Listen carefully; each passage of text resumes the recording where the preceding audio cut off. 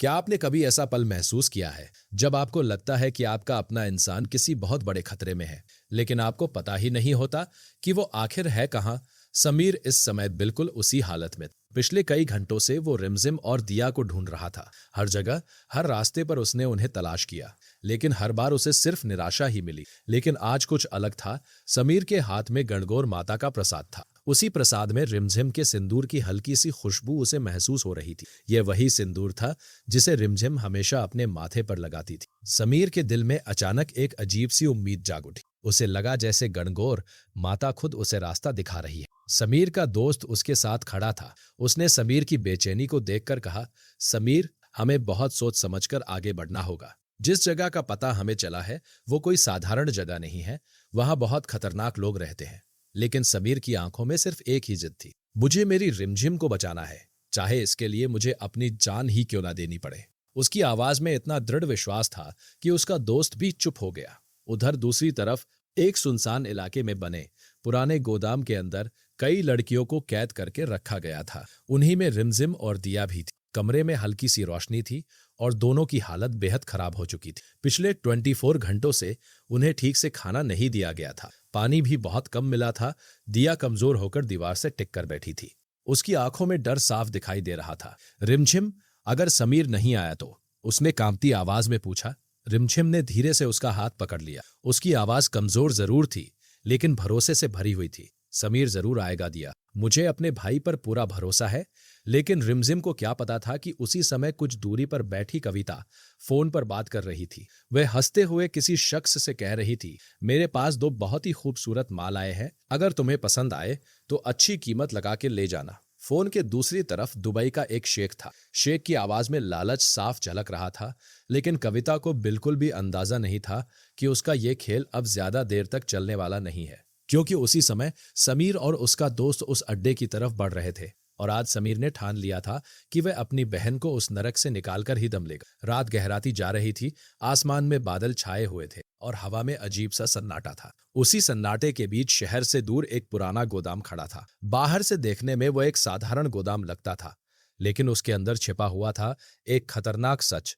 समीर ने चारों तरफ नजर दौड़ाई। वहां कई आदमी पहरा दे रहे थे। उसका दोस्त धीरे से बोला, देखा, मैंने कहा था ना, ये जगह बहुत खतरनाक है। अगर हम बिना सोचे अंदर गए तो हम खुद भी फंस सकते हैं। लेकिन समीर का ध्यान सिर्फ एक ही बात पर था, रिमझिम।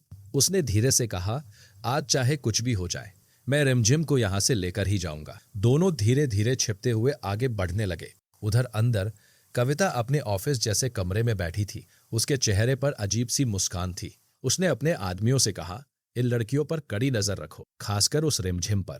वो बाकी लड़कियों जैसी नहीं है, बहुत चालाक है। कविता को थोड़ा सा शक हो चुका था कि रिमझिम मौका मिलते ही कुछ बड़ा कर सकती। उधर कमरे के अंदर रिमझिम ने बाहर से आती हल्की आवाजें सुनी। उसका दिल तेजी से धड़कने लगा। दिया, क्या तुम्हें भी आवाज सुनाई दे रही है? उसने धीरे से पूछा। दिया ने घबराकर सिर हिलाया। कहीं कविता के आदमी तो नहीं आ रहे? लेकिन रिमझिम की आंखों में उम्मीद चमक उठी। नहीं दिया, मुझे लगता है समीर आ चुका है। उधर समीर धीरे धीरे गोदाम के पीछे वाले दरवाजे तक पहुंच गया। उसने देखा कि वहां सिर्फ दो आदमी पहरा दे रहे थे। समीर ने अपने दोस्त की तरफ देखा। दोनों ने बिना आवाज किए उन आदमियों को काबू कर लिया। अब रास्ता खुल चुका था। समीर धीरे धीरे अंदर बढ़ने लगा, लेकिन जैसे ही वो अंदर पहुंचा, उसकी नजर सामने पड़े एक कमरे पर गई। उस कमरे के अंदर कई लड़कियां कैद थी। कुछ रो रही थी, कुछ चुपचाप बैठी थी। यह दृश्य देखकर समीर का खून खौल उठा। उसे समझ आ गया कि यह सिर्फ किडनैपिंग नहीं थी, यह एक पूरा गंदा कारोबार था। और आज उसने मन ही मन कसम खा ली, आज मैं इस पूरे गिरोह का अंत करके ही जाऊंगा। लेकिन उसे यह नहीं पता था कि आगे जो होने वाला था वह उसकी जिंदगी का सबसे बड़ा सच सामने लाने वाला था। गोदाम के अंदर कदम रखते ही उसकी नजर चारों तरफ घूमने लगी। हर कोने में खतरा छिपा हुआ था। कुछ आदमी हथियार लेकर पहरा दे रहे थे और कुछ लोग इधर उधर घूम रहे थे। समीर ने अपने दोस्त को धीरे से इशारा किया कि आवाज बिल्कुल मत करना। दोनों दीवार के सहारे आगे बढ़ने लगे। तभी अचानक सामने से दो आदमी आते दिखाई दिए। उनके हाथ में डंडे थे और वो आपस में बात कर रहे थे। कविता मैडम ने कहा है कि आज रात कोई गलती नहीं होनी चाहिए, खासकर उस नई लड़की पर नजर रखना। समीर समझ गया कि वो लोग रिमझिम की ही बात कर रहे हैं। उसका गुस्सा और बढ़ गया। जैसे ही वो दोनों आदमी पास आए, समीर ने बिजली की तेजी से हमला किया। एक को उसने जोर से धक्का दिया और दूसरे के हाथ से डंडा छीनकर उसे जमीन पर गिरा दिया। कुछ ही सेकंड में दोनों आदमी बेहोश हो चुके थे।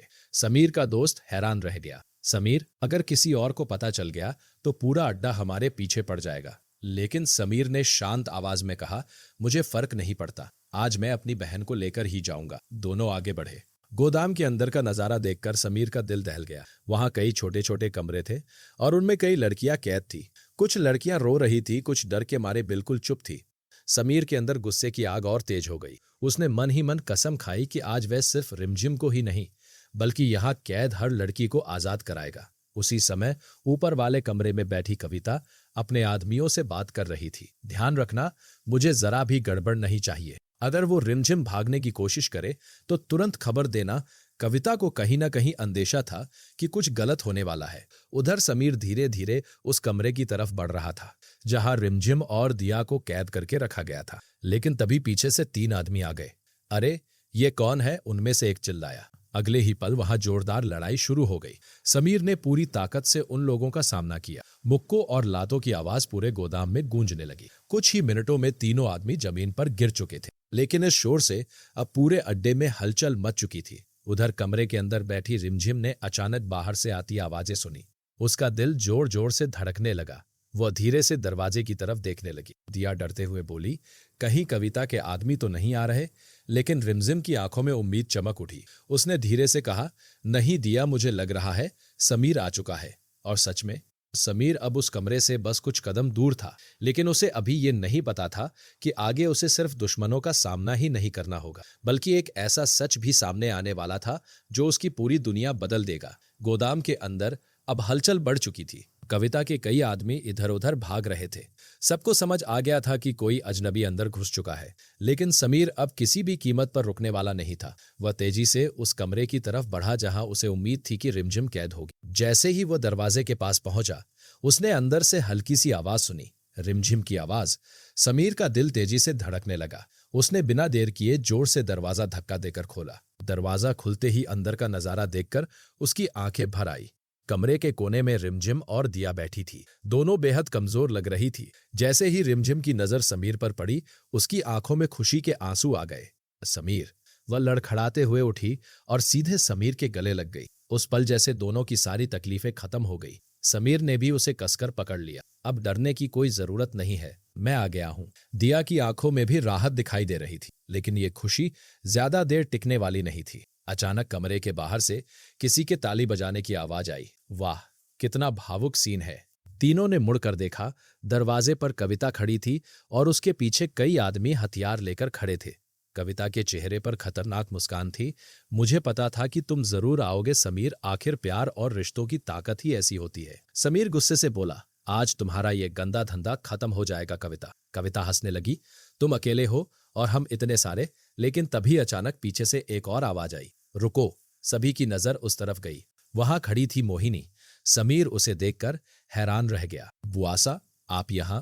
मोहिनी का चेहरा अजीब तरह से गंभीर था। तभी कविता ने मुस्कुराते हुए कहा, क्यों, तुम्हें सच नहीं पता समीर? समीर समझ नहीं पा रहा था कि वो क्या कह रही। और तभी वहां मौजूद एक आदमी बोल पड़ा, इस पूरे प्लान के पीछे कोई और नहीं, मोहिनी ही है।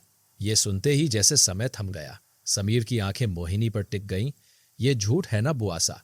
लेकिन मोहिनी की खामोशी ही सबसे बड़ा जवाब। रिमझिम भी स्तब्ध खड़ी थी। जिस परिवार पर वह भरोसा करती थी, उसी परिवार के अंदर से यह साजिश निकली थी। और अब कहानी एक ऐसे मोड़ पर आ चुकी थी जहां से वापस लौटना किसी के लिए भी आसान नहीं था। कमरे के अंदर का माहौल अचानक बेहद तनावपूर्ण हो गया था।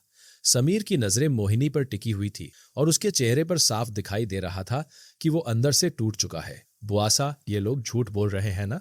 समीर ने धीमी लेकिन कामती आवाज में पूछा। मोहिनी ने कुछ सेकंड तक समीर की तरफ देखा, लेकिन उसके होठों से एक भी शब्द नहीं निकला। और यही खामोशी समीर के लिए सबसे बड़ा जवाब बन गई। रिमझिम ने भी मोहिनी की तरफ देखा। उसके मन में कई सवाल उठ रहे थे। वो समझ ही नहीं पा रही थी कि जिस इंसान को वो परिवार का सबसे बड़ा सहारा समझती थी, वही उसकी जान की दुश्मन कैसे बन गई। तभी कविता जोर से हंस पड़ी। अब सच छिपाने से कोई फायदा नहीं है मोहिनी जी, आज सब कुछ सामने आ ही गया है। समीर गुस्से से बोला, क्यों किया आपने ये सब? रिमझिम ने आपका क्या बिगाड़ा था? कविता ने ताली बजाते हुए कहा, चलो अब मैं ही बता देती हूँ। वह धीरे धीरे कमरे के बीच में आई और बोली, मोहिनी को हमेशा से डर था कि रिमझिम के आने के बाद उसकी अहमियत खत्म हो जाएगी। उसे लगता था कि रिमझिम के आने के बाद उसकी अहमियत खत्म हो जाएगी, इसलिए उसने हमें पैसे देकर कहा कि रिमझिम को रास्ते से हटा दो। यह सुनकर समीर का गुस्सा 7वें आसमान पर पहुंच गया। रिमझिम के चेहरे पर दर्द साफ दिखाई दे रहा था, लेकिन इससे पहले कि कोई कुछ और कह पाता, कविता ने अपने आदमियों को इशारा कर दिया। अब बहुत हो गया ड्रामा, इन सबको खत्म कर दो। अगले ही पल उसके आदमी समीर पर टूट पड़े। कमरे के अंदर जबरदस्त लड़ाई शुरू हो गई। समीर ने पूरी ताकत से उन लोगों का सामना किया। मुक्कों और लातों की आवाजें चारों तरफ गूंजने लगी। रिमझिम और दिया एक कोने में खड़ी डर के मारे सब देख रही थी, लेकिन समीर ने हार नहीं मानी। एक एक करके उसने कई आदमियों को जमीन पर गिरा दिया। कविता को अब समझ आ चुका था कि अगर वो अभी कुछ नहीं करती तो उसका पूरा खेल खत्म हो जाएगा। उसने अचानक पिस्तौल निकाल ली और समीर की तरफ तान दी। बस अब खेल खत्म। लेकिन उसी समय रिमझिम अचानक उसके सामने आकर खड़ी हो गई। अगर गोली चलानी है तो पहले मुझे मारो। कविता कुछ सेकंड के लिए चौंक गई और उसी पल समीर ने मौका देखकर उसके हाथ से पिस्तौल छीन ली। अब हालात पूरी तरह बदल चुके थे। कविता और उसके आदमी घिर चुके थे, लेकिन असली तूफान अभी बाकी था, क्योंकि अब बारी थी उस सच के सामने आने की जिसने इस पूरे खेल को जन्म दिया था। कुछ ही देर बाद पुलिस वहां पहुंच चुकी थी। समीर ने पहले ही पुलिस को फोन कर दिया था और अब पूरा अड्डा पुलिस से घिर चुका था। कविता और उसके आदमी हथकड़ी में जकड़े खड़े थे। कमरे के अंदर माहौल बेहद भारी हो चुका था। समीर अभी भी मोहिनी की तरफ देख रहा था। उसकी आंखों में गुस्सा भी था और दर्द भी। बुआसा, एक बार सच बोल दीजिए, समीर ने कहा। मोहिनी अब समझ चुकी थी कि उसके पास बचने का कोई रास्ता नहीं है। उसने धीरे धीरे सिर झुका लिया। हाँ, ये सच है, उसने धीमी आवाज में कहा। ये सुनते ही वहां मौजूद सभी लोग हैरान रह गए। मोहिनी आगे बोली, मुझे डर था कि रिमझिम के आने के बाद राजमहल में मेरी कोई अहमियत नहीं बचेगी, सब उसे ही महत्व देने लगेंगे। इसलिए मैंने कविता से कहा था कि वो रिमझिम को हमेशा के लिए रास्ते से हटा दे। रिमझिम की आंखों में आंसू आ गए। उसे यकीन नहीं हो रहा था कि परिवार का ही एक सदस्य उसकी जान लेने की साजिश कर सकता है। दिया हैरान खड़ी थी। समीर का गुस्सा अब फूट पड़ा। आपने सिर्फ रिमझिम के साथ ही नहीं, पूरे परिवार के साथ धोखा किया है। पुलिस इंस्पेक्टर आगे बढ़ा। मोहिनी जी, आपको किडनैपिंग और मानव तस्करी की साजिश में गिरफ्तार किया जाता है। पुलिस ने तुरंत मोहिनी को हथकड़ी लगा दी। कविता और उसके बाकी साथी भी पुलिस की गिरफ्त में थे। जैसे ही पुलिस उन्हें लेकर जाने लगी, वहां एक अजीब सी खामोशी छा गई। समीर धीरे धीरे रिमझिम के पास आया। उसने देखा कि रिमझिम अभी भी भावुक होकर खड़ी है। समीर ने धीरे से उसका हाथ पकड़ दिया। अब सब खत्म हो गया, अब कोई तुम्हें नुकसान नहीं पहुंचा पाएगा। रिमझिम की आंखों से आंसू बहने लगे, लेकिन इस बार उन आंसुओं में डर नहीं था, वे राहत के आंसू थे। कुछ देर बाद समीर रिमझिम और दिया को लेकर वहां से बाहर निकल गया। बाहर सुबह की हल्की रोशनी फैलने लगी थी, जैसे अंधेरे के बाद नई शुरुआत होने वाली हो। लेकिन इस घटना ने एक बात साफ कर दी थी, कभी कभी सबसे बड़ा दुश्मन बाहर नहीं बल्कि अपने ही घर के अंदर छिपा होता है। और आज उसी सच्चाई ने पूरे परिवार की दुनिया बदल दी थी। दोस्तों, अब सबसे बड़ा सवाल यह है कि क्या समीर और रिमझिम की जिंदगी अब पूरी तरह से बदल जाएगी, और क्या मोहिनी को उसके किए की सजा सच में मिलेगी, या फिर कहानी में आने वाला है कोई नया ट्विस्ट। आपको क्या लगता है, क्या समीर को मोहिनी को माफ कर देना चाहिए या उसे सख्त सजा मिलनी चाहिए? अपनी राय हमें कमेंट करके जरूर बताइए, क्योंकि मैं आपके हर कमेंट पढ़ता हूं। अगर आपको ऐसी ही सस्पेंस और ट्विस्ट से भरी कहानियां पसंद आती है तो वीडियो को लाइक जरूर करें, और अगर आप चैनल पर नए हैं तो सब्सक्राइब करके बेल आइकन दबा दें, ताकि ऐसी ही रोमांचक कहानियां आप तक सबसे पहले पहुंचती रहें। हम मिलेंगे बहुत जल्द एक नई और दिलचस्प कहानी के साथ।